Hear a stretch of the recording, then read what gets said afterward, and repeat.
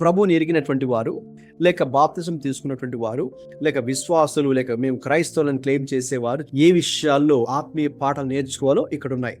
Number 1, అపోస్తుల బోధ. యేసుక్రీస్తు ఏ విషయాలైతే వారికి బోధించారో, ఏ సంగతులైతే వారికి చెప్పారో, ఏ సిద్ధాంతం అయితే ప్రభు వారికి తెలియచేశారో, ప్రభు వారికి ఇచ్చినటువంటి బోధలో వారు నమ్మకంగా వాళ్ళు కొనసాగారు.